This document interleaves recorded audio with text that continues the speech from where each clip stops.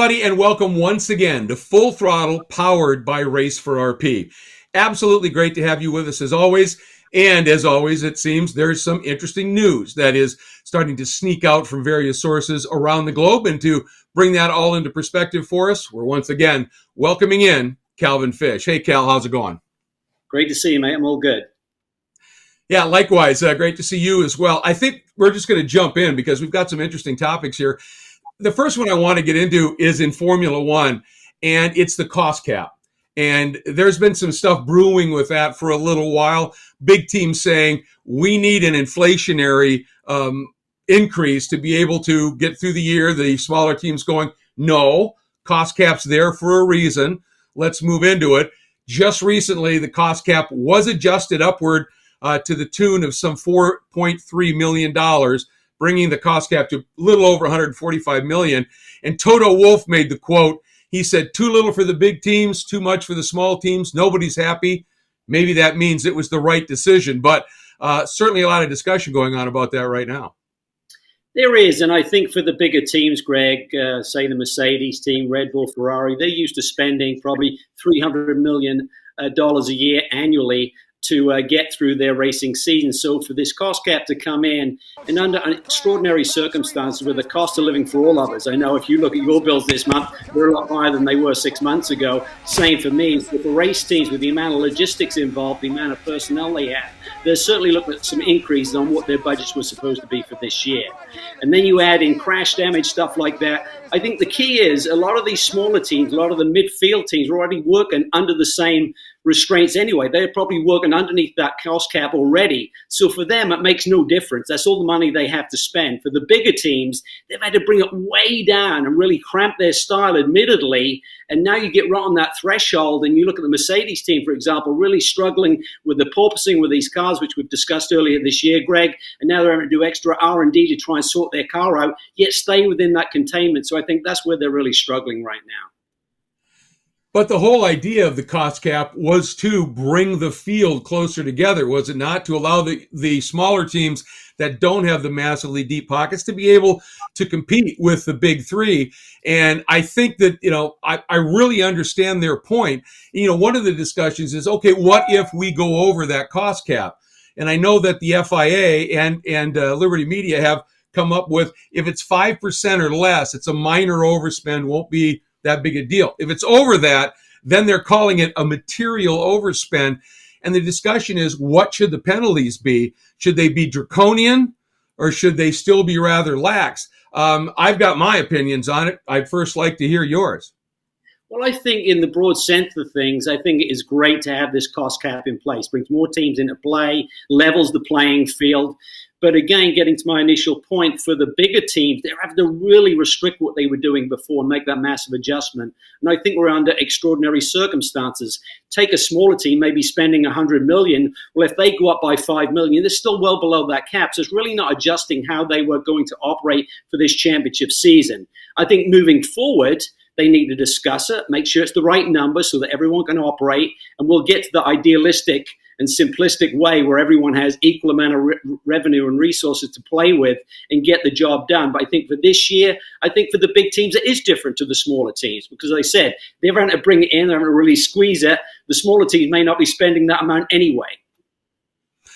And I understand that aspect, but now that they've gotten that inflationary adjustment, and again, the bigger team saying it's really not enough, to me, that's what this whole cost cap thing is. And if that means, to me, again, if the bigger teams find themselves not able to bring new bits and pieces, not going as fast, the smaller teams get closer, I think that's fantastic. That's what the cost cap thing was. And if they have a big overage and go over that 5% and it becomes that material overspend, I think it should be, a draconian. I really do, because that's how we get this field to have 20 cars or 20 cars actually running even closer, which was what it was all about. I think these big teams need to be reined in, and they need to learn, hey, you got to stay within this, or you're going to lose championship points or something along the line.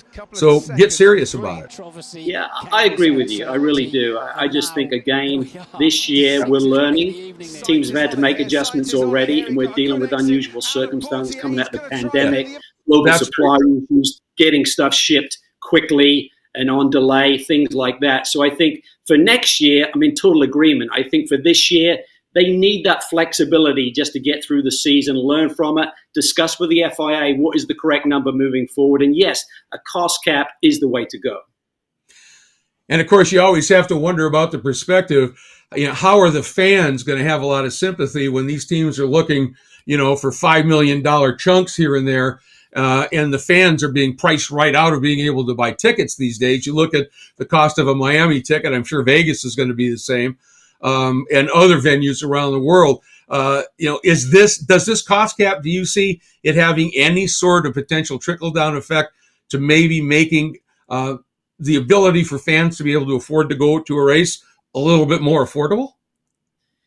I'm not sure if they really correlate, Greg. We're talking about teams' operating budgets versus promoters and putting on an event with the number that they have to pay to have a Formula One race there. So they've got to make ends meet. I know the ticket numbers at Miami were extreme. I know to get those suite tickets was like crazy, like $10,000 plus. So there's the upper end. I mean, Formula One attracts the wealthiest, attracts the celebrities, and they're willing to pay that number. So for the general admission, it has to work. The whole pie has to work for a promoter to put on a new event like Vegas, for example, next year here in the States. So I'm not sure that a team's budget and what the ticket price is to the fan really totally coincide. It's all about the FIA, making sure the teams don't get too out of hand and the haves and the have-nots. And at the same time, offering a product and an event in terms of Formula One at a price that a promoter can bring them there and still make it efficient and earn money. Yeah, and that makes total sense. The only part of that is obviously if you continue to have these ticket prices skyrocket, even maybe some of the most ardent fans are going to go, look, I'm done with this. So I think they've got to kind of keep an eye out on that. And I understand, the suites and the high budget things. All right, so that's going to be super expensive, but keep the GA tickets at a very reasonable amount so that fans can come in and do that. Let's switch gears a little bit here. Some recent news, kind of interesting, that NASCAR is going back to Chicago, but not at the old Joliet Speedway. It's going to be on a road course right downtown. That's pretty significant news. Race cars hitting the streets of Chicago for the first time Tuesday. NASCAR driver Bubba Wallace taking off in his. Just a little preview of the sights and sounds now set for the city next summer. And I think it's going to be one of the most iconic race courses maybe ever, and introduce a whole new fan base to what NASCAR is about in the city of Chicago. We couldn't pass up that opportunity. Chicago hosting what's being called a first of its kind NASCAR street course race downtown. The first ever NASCAR Cup Series race planned for July 2nd, 2023.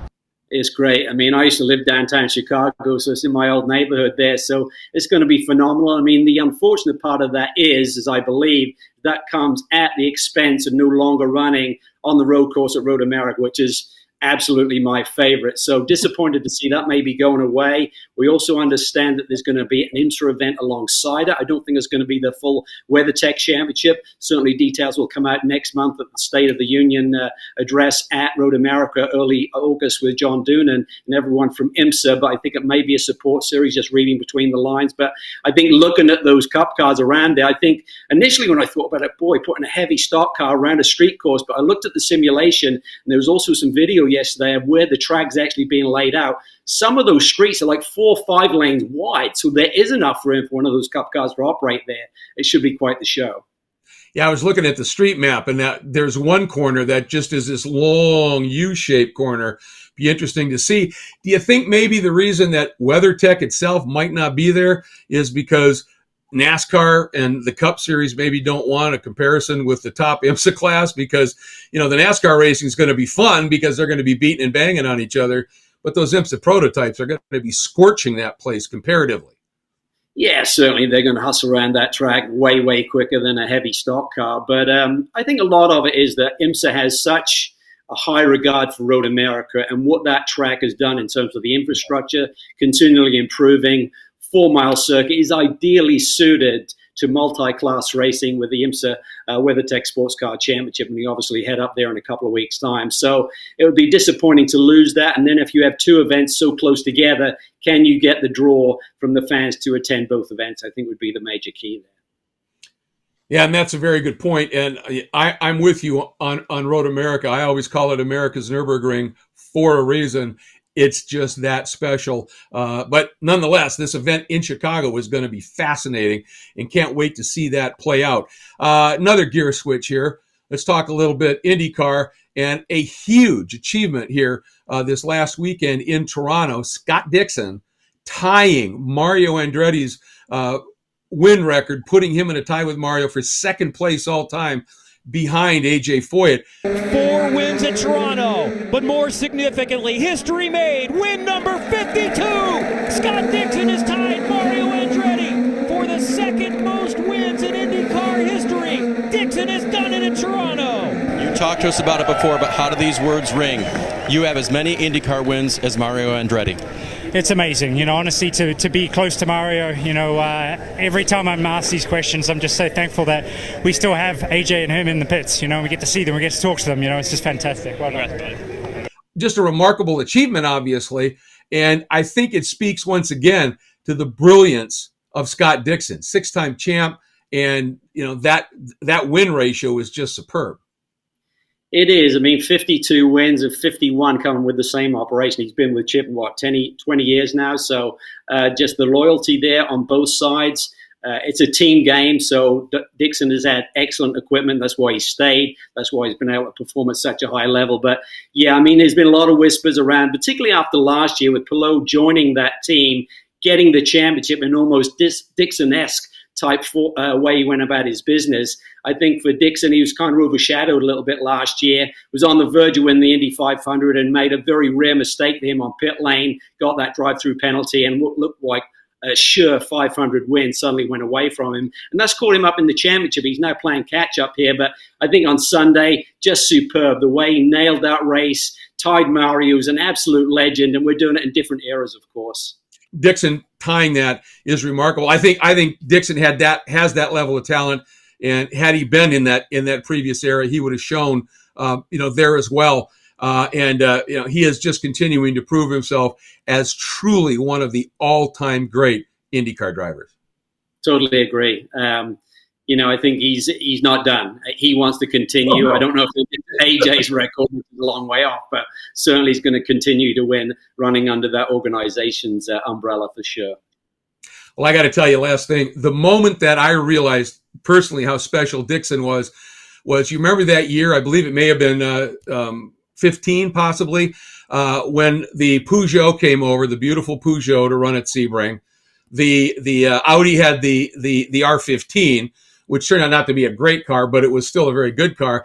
And then Acura showed up with that, in my opinion, not very attractive, but very efficient LMP1 car with the small 3.4 liter V8 normally aspirated. That was all momentum. And they were nowhere in practices. Dixon wasn't the full season driver with the team in that car. They put him in for qualifying, and over that lap, he stuck it on pole. That to me, that was when I went, light bulb, this guy is great. Yeah, and he did. He couldn't even see where he's going, right? They had those big front wheels. It's tough to see the apexes. But he's a special guy. He certainly is. As are you, my friend, and I always so deeply appreciate you taking time from a busy schedule to pop in with us, give us your insights and thoughts on the news that is coming out of the world of motorsports. Thanks again, my friend. Great to have a chat. See you next week. All right, thanks, Cal. And with that, folks, Full Throttle, powered by Race for RP. We'll be right back.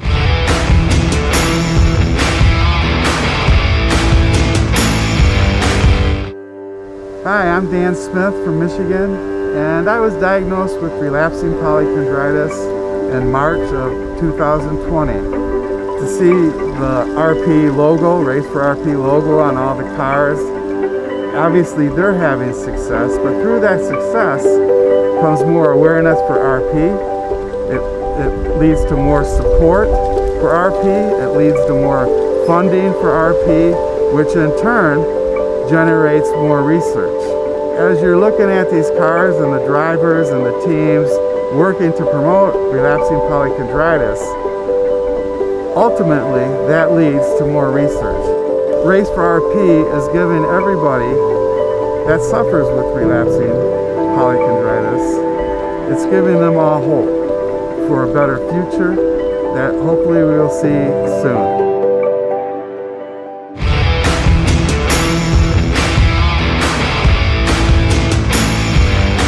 Anybody who's been a motorsport fan for any amount of time certainly is familiar with the name Bill Adam, a great driver, a great broadcaster, and to our executive producer, Ed Berliner, a good friend. And the two of them spent some time talking about some of Bill's experience over the years in motorsports, including a seminal moment in IMSA history that started with a big rainstorm in downtown Miami and opened up a brand new era for sports car racing. Bill, the first time I met you was at the Underwater Miami Grand Prix. I was working for Ralph Sanchez at the time, and I was helping announce it, and everybody needed a boat to get through that Grand Prix. And what do you remember from that? Because if you think that was a real turning point certainly in Miami's fortunes, but it seemed to light things up Grand Prix-wise and notoriety-wise for IMSA and road racing and street racing in America. Probably because it got a lot of attention for not being held that weekend because of the rain. Yeah, there were a number of things that I remember about that. And first and foremost, of course, was the horrendous rain. Oh. I have never in my life, whether I'm at a racetrack or not, I've never seen rain that heavy. And it literally was a case of standing in the pits behind a palm tree, and the rain was blowing sideways. Just incredible. But fast forward, after the race was stopped, I mean, it would have been very easy for Ralph Sanchez, the late Ralph Sanchez, to say, sorry, guys, this was a non-entity. I'm out of here. He stood up and he paid everybody's prize money. The man was incredibly gracious, very classy, and it was really quite something. So people talked about him. They talked about the event, not only for the balance of the year, but for many years to follow, because it just was, it was like real life Miami Vice, only without the shoot ups, without the drugs. It was just like glitz, glamour, an incredible event. Problem at this point, definitely a problem. Some of the things he did were pretty crazy, like, mortgaging our house to fund a race in downtown Miami. Bringing auto racing to Miami and making it a pinnacle event started with Patricia Sanchez, Abril's dad, Ralph Sanchez. My dad came from Cuba when he was about 13 years old, and he was a Pedro Pan kid. Operation Peter Pan helped bring over 10,000 children from Cuba to get away from communism. Sometime in his late 20s, early 30s, had this dream that wouldn't it be cool to start a company that promoted a car race in downtown Miami. The road was a steep challenge. The first year of the Miami Grand Prix in 1983, it failed competitively and financially. It was a washout. After something like 13 laps, there was, they had to stop the race. But Sanchez paid the full purse anyway, $1.3 million at the time, even though he wasn't obligated. That sparked something. The event came back in 1984. The first time I come to Miami, invited by Ralph Sanchez. I never been Miami, and was Biscayne Boulevard, Bayside, and was incredible street circuit challenge. Racing legend and one-time driver of the Spirit of Miami, Emerson Fittipaldi, fell in love with the city after the race and still lives in the area. But Sanchez's promotion of the event helped rev up the appetite for racing in South Florida. That started a groundswell in America at that time for road racing, did it not? Yeah, it did. He set a new standard of how good road racing can be, incorporating so many parts of it. Like, it wasn't just a case of having these spectacular prototype race cars on the track, but the fact that they could run really successful races through the downtown core of any city. Miami looked particularly outstanding with the palm trees and the water and on and on and on. But it opened a lot of eyes as to possibilities. And you realized that you didn't have to lay out $10, $20, $30 million to build a racetrack just for an event, that you could run something on a downtown street track and make it very successful. Now let's fast forward, if you will, because God, we've so much under the bridge, and Ralph came back and we had the race and the racetrack, but let's focus on the national side of things. Road racing, course racing. I'm going to be the first one to say it out loud. I was a NASCAR fan, and I denigrated road racing for a lot of years. I was the guy who said, oh, come on, man. Look at NASCAR. Look at the speeds they're turning. Look at the excitement. Look at the bumping. Look at the contact that's going on.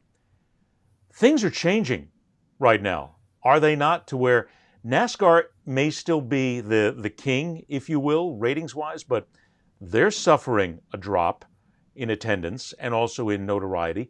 And I'm seeing IMSA, road racing, course racing, and Formula One is really starting to grab America. Why is that? What has led people to say we got to take a second look at the road at this kind of racing right now? I did. Huge fan now. Well, first of all, I'll deal with NASCAR to start with, because I used to love watching NASCAR back in the late 70s even. And I can remember Richard Petty was in a very identifiable Dodge. Cale Yarborough is an identifiable Chevrolet. As they come down this time, you are going to see a checkered flag for car number 43. Richard Petty has won the 200th race of his incomparable Grand National stock car racing career. And all of these people, David Pearson was driving a Ford or a Mercury product. They were all different cars that you could recognize immediately. Nowadays, I don't like this cookie cutter idea. And initially they said it was to save money. We're all going to build this car of tomorrow that's going to be easier, cheaper to produce, definitely safer. I will give them that. Yeah. Nowadays, the cars are definitely safer, but it's boring. I really don't like it. I can't remember the last time I watched a NASCAR race. And I look at the success of Formula One. Oh my God. I have had so many people come over to me and goes, I've been missing this all these years, and I watched the F1 series on Netflix. You can be the hero today, but forgotten tomorrow. Everybody's different, but the best ones can step up.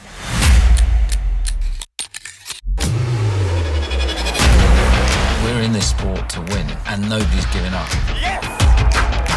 Teams are racing not just for glory, but for hundreds of millions of dollars. Nice shoes, boy. The competition is so tough, you just have to be off a little bit to be off. Bottas in big trouble. It's rekindled my passion for Formula One as well. I loved watching that series, and brilliant video work, and the storylines being not just racing, but getting background in the drivers and their families. And I love it. I'm totally hooked. From that note, isn't it fair to say that maybe that's what NASCAR needs to go back and relearn? I think so. They seem to get away from the fans, where you couldn't get down into the paddock and you couldn't go into the garage, or it cost a lot of money, or there were restrictions on it. When the drivers come up, there was a certain level of driver that came up that said, come on, I don't want these people in my garage, Tony Stewart. I'm sorry I said that out loud. But there were those kind of drivers who just didn't want the fans around. And yeah. I think they pushed them off. And now if IMSA is smart, which they are, they're, come on in. Come on, hang around. We want you here. Isn't that fair to say that that's a big part of this right now? What's driving this rebirth, if you will? I think that's a huge part, Ed. And the one thing that always bothers me about NASCAR and their telecasts, it doesn't matter what a driver's doing. He's got to have that can of something in his hand, and at the proper time, he takes a sip just to show people what's on the label. And I'm like, come on, do you really think the viewers are that stupid?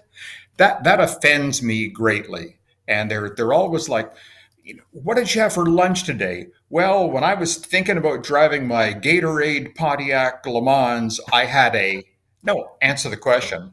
And I love what IMSA is doing with their drivers. It's mandatory. They have to make everybody available for autograph sessions. Yes. On and on and on. Very approachable. and they're inviting people to come in and share this magical experience. Yeah, I remember when I was doing the Trans Am series, because I got involved with them for 2 years, where I was running a lot of their media, and where we went to far-flung tracks out in the middle of nowhere. But every weekend you had the drivers sitting it was simple. It was a bunch of tables just sitting there. And that I think was a point that caught me. People come by with their posters and their pictures and their kids, and they want to have it. We don't have that contact now at NASCAR, nor IndyCar at that point. IndyCar has gotten a little big in that sense. But they have. They got to get back, and they got to embrace the fans anymore. Yeah, I mean, one of the things that initially grabbed me when I went to my very first race, long time ago.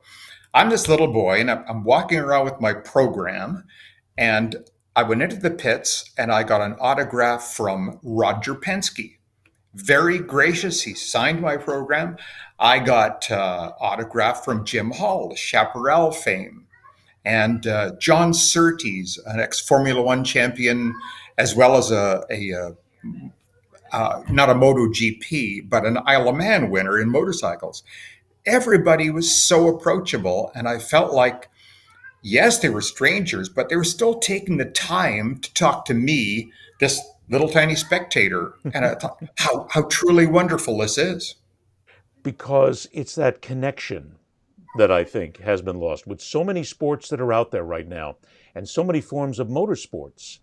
You have to give the fan a little bit more than just that seat in the bleachers and the $55 parking. You got to make them friendly. So IMSA, John Doonan has done an amazing job where he's come in and he understands. I love that guy. John understands it because he came from the Mazda program, so he went through the ladder, and now he is telling them, go out there and be that. Is that enough in your opinion, or is that the good start? Because there's no doubt that IMSA has this curve right now, and they can go. They have an unprecedented ability to grow. Is that a good start? And in your opinion, then, because you've been around this sport a long time, where do they go next to make sure that the fan is there and they're out there to capture them and bring them in? Well, I do. I think it's an excellent start, and I'm such a huge fan of John Doonan's. Literally, if I'm the person who's going to be in control and I can choose anybody I want to run IMSA, honestly, I couldn't think of a better person. You see the fans almost going, they're walking the midway, they're walking through the paddock, and you see the teams actually going out and pulling them in. Yep. Hey, where are you from? Come see our car. Come put your young son or daughter in the seat. Like, as you know, again, my hair goes up on my arms, because that is what we experienced as young boys at the racetrack, and now we're giving that to the next generation. And there's no question we as a sport have to identify that next generation of fan, of participant, because if we don't, we won't be here and be enjoying this sport for decades to come. He shares his passion of motorsport with everybody. Very approachable, very, very good guy. As to what's next, that's a good question. I'm always thinking of how do we bring people even closer to our sport? And it's difficult. I mean, ideally, I'd love to say, okay, let's have a drive or arrive and ride with a pro kind of deal. That would be next to impossible to set up, as wonderful as it would be. That would be so difficult. But I like what John's doing by having it mandatory that all of the team drivers have to get behind a little table and they're signing their autograph cards for all the fans. And you see them at Sebring and you see them all over the place. It's so great. The approachability, if that's a word I can use, that's good. That he has added to IMSA. Tremendous work. A fascinating look at some of the seminal moments in motorsports history that Bill Adam has experienced. Big thanks to Bill and to Ed Berliner for putting that all together. And Full Throttle by Race for RP continue. My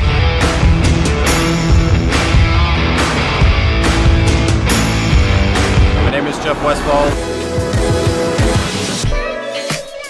I drive the number 39 Carbon with Peregrine Racing Lamborghini Huracan Evo.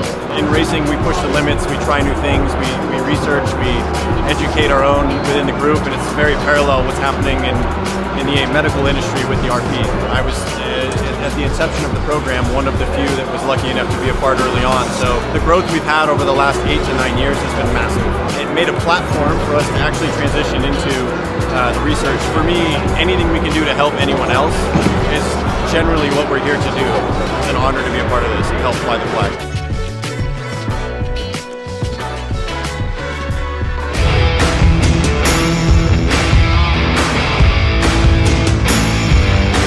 Welcome back to Full Throttle, powered by Race for RP. And of course, the RP message about relapsing polychondritis and the Race for RP program to help raise awareness and education and funding for research is well represented on the racetrack. It's represented by a variety of drivers, but one of the youngest and one of the drivers with one of the brightest futures is Luca Mars, and we were able to catch up with him at Watkins Glen. Yeah, I'm standing here with a young man who's creating a fair amount of buzz in the Michelin Pilot Challenge paddock. One of the reasons being he's only 16 years old, and he's already opening up some eyes. But I think one of the fascinating parts of this whole story, Luca, is the simple fact that you couldn't even race at Daytona because you hadn't turned 16 yet, and they've got some rules. Must have been tough to sit that one out. Yeah, I was pretty disappointed. I was watching it from school, actually, on my phone. I wish I could be there, but I'm here now, so that's all that matters. How did you end up getting connected with CORE and this program? I understand there's a little family connection. Yeah, so my dad used to race with Dean when he used to race Mustangs. He ended up quitting because he realized I was better than him and he wanted me to be able to race. But so he used to race Mustangs with Dean, and we didn't really have any plans coming into the year. So we set up a test for Daytona, and it went really well, so we decided to do the season with them.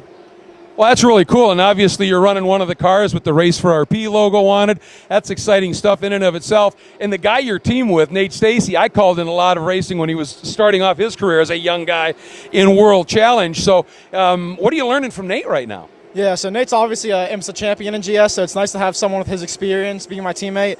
And he's been great the whole time, teaching me everything I need to know about endurance racing, saving tires, saving fuel, qualifying, all the different things you don't know before you get into endurance racing. He's helped me with all of that.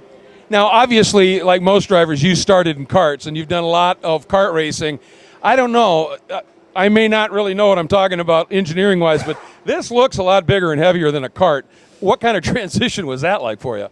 Yeah, it's obviously a lot bigger and a lot faster, which is I like about it a lot. But the transition to cars, it was a lot of fun for me because I've raced karts for so long. So I raced karts for so long.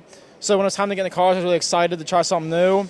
And they're just way faster. It's a lot more technical with downforce and like the brakes, and there's a lot more you can do with the car. So I just love the cars.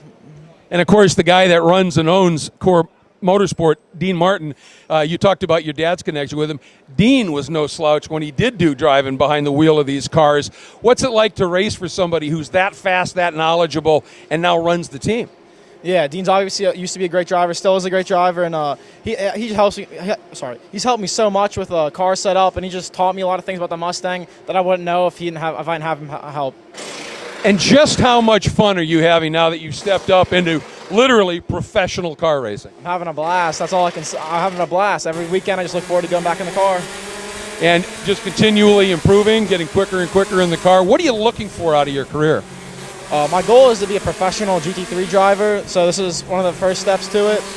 And I'm just progressing every weekend, learning and learning. Every weekend we're just getting better. Our results are getting better. My time's getting better. So I'm just improving every weekend. Well, and that is obviously the mission here, the search for perfection behind the wheel. And it's really appreciate you taking some time. Folks, keep your eye on these CORE Motorsport Ford Mustangs with Race for RP on the side of the car. And in particular, this young man, Lucas Mars, a man of the future. Well, he's a young man to keep an eye on in the Michelin Pilot Challenge. Remember that name. And remember to come back to Full Throttle, powered by Race for RP.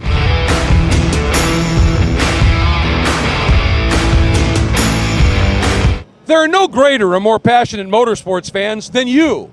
Those who follow the IMSA circuit, road course racing, and open wheel excitement across North America. At Full Throttle, powered by Race for RP, we're determined to make fans a part of every show. So here's the deal. Everyone has one of these, And we all have the opportunity to capture something unique about the fan experience. Show us who you are, your passion for the sport. Have some fun, entertain the masses, and do it all in 60 seconds or less on video.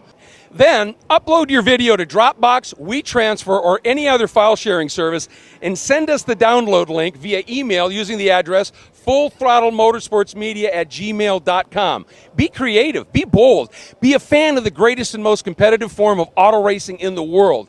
Show us what it's like on location at your track, your race cave. Entertain, amuse, what it's really like for you to be a fan. 60 seconds or less of video. Be certain to include your name, location, tell us a little bit about your video, and we'll sift through and share with the world your passion for racing. Just remember, all videos become the property of Entourage Management, LLC, and by sending us these videos, you give us the right to use them here on the show, on social media, and all forms of media and promotion. Remember, get creative. Show us what it's like to be a real fan and be a part of Full Throttle, powered by Race for RP.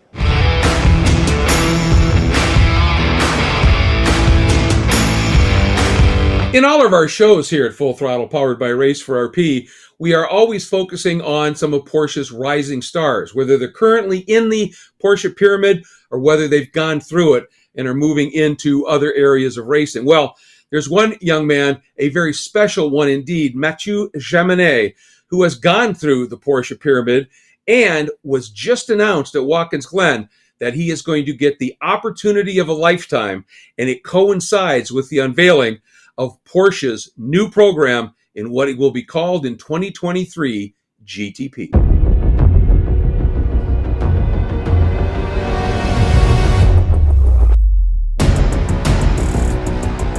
The most successful brand at Le Mans have just unveiled their new prize fighter.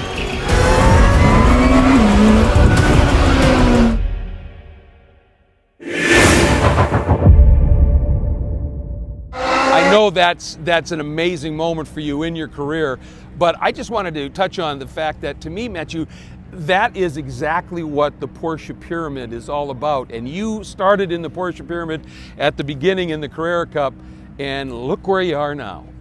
Yeah.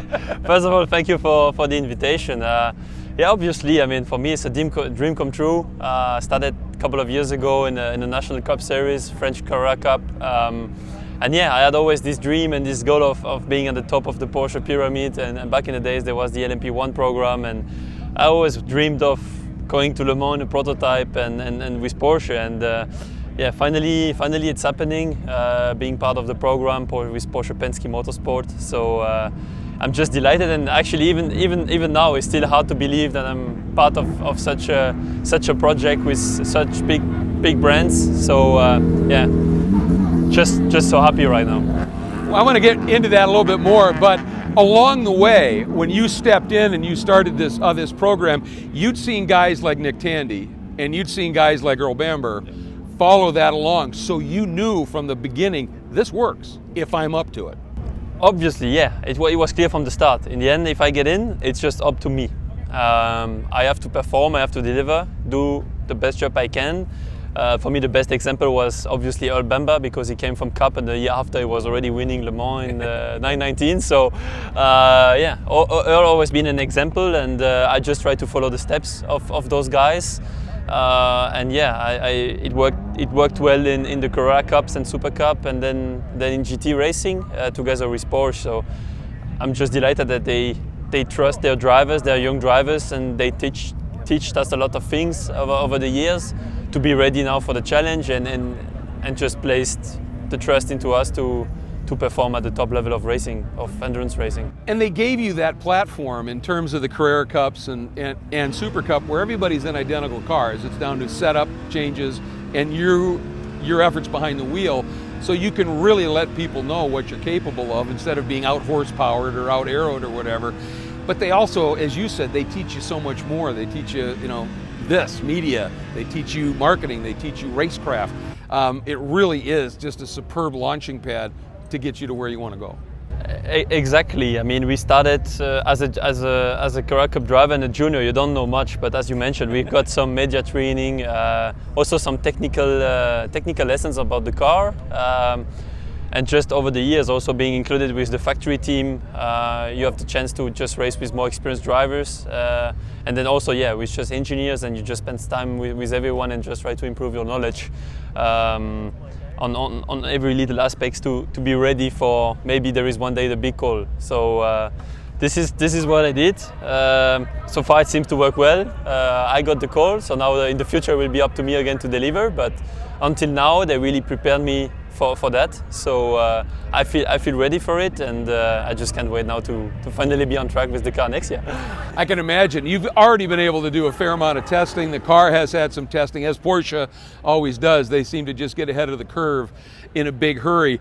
In that roundtable, one of the questions that was asked of you guys was, it's a combination of Porsche, a legendary mark, and Penske, a legendary team. How can you lose? And to me, that question then begs, how much pressure do you feel now taking, this is the step, you're reaching now for that golden ring, it's yours? Yeah, I mean, obviously I would have never imagined that in my career I would be in a team where it's Penske and Porsche, such iconic names, iconic brands, most successful brand and team in the world, in motorsport world. So for sure there is pressure. There is pressure on the drivers, there is pressure on the team. Everybody knows that, but as I already say, when you really look at it, you just come in the garage, everybody has one shirt, it's only one team, and you actually don't see that there is actually two entities working there. Even though there is Americans, Germans, maybe Italians, British people and drivers coming from a little bit everywhere in the world, it's just, at the moment it's just one team which really is like this, and there is pressure, but I always believe there is the bad and the good pressure, and at the moment we can see it's a good pressure inside the team. It's building up as the month and the tests are going on, but yeah, I'm pretty confident everybody will be ready and it will be a successful program. Well, it's certainly motivational pressure, there's no question about that, and you guys thrive on that, let's be honest. When you get to this level, you know, your will to win is certainly on par with that of Penske and Porsche. Yes. That's why you're here.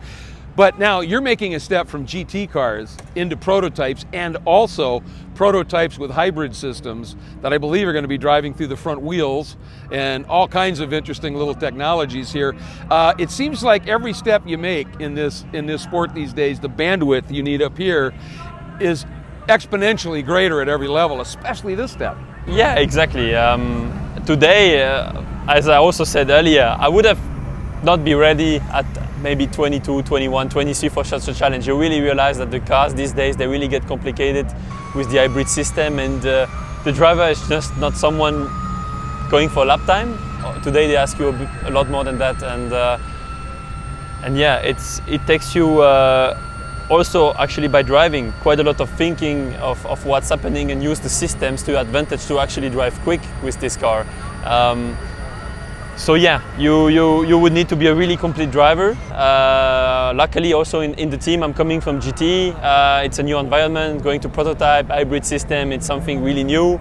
But we have drivers for sure a lot more experience in prototype, like Felipe Nasser, Dan Cameron, and we have André Lotterer, which is coming back and was from already Audi and Porsche with the 919. So we have really also guys where we can rely on, which can help the younger drivers like me to just build our knowledge, build our confidence, and just give us the direction of working and how to work and be quick with this type of cars. So in the end, yeah, we have really a great mix within the crew, and yeah, I'm glad to be part of it.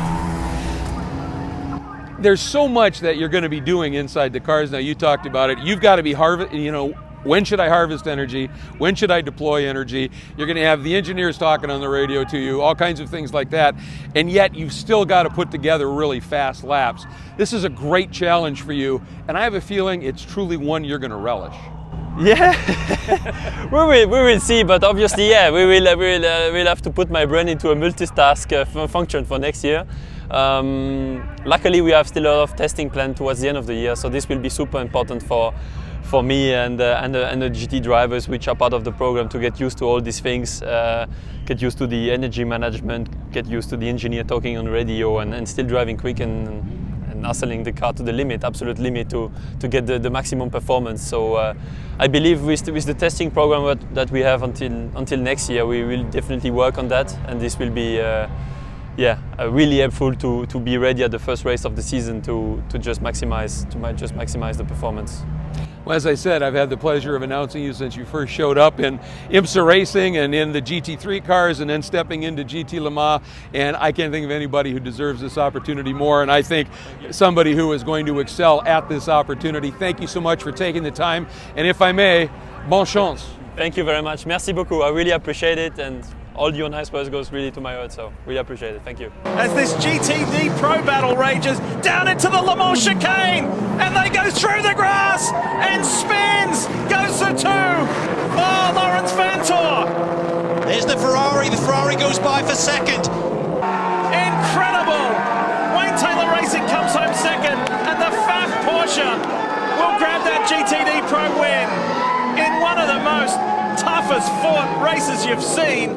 Well, it's drives like that one that Mathieu Jaminet put in the Rolex 24 that has him now promoted to the top of the Porsche pyramid. And we'll be racing that beautiful Porsche 963 in the GTP category of IMSA next year. And that wraps up this episode of Full Throttle, powered by Race for RP. But before we let you go, we would like to ask you to please take a little bit of time, learn a little bit more about the awful autoimmune disorder that is relapsing polychondritis that affects so many.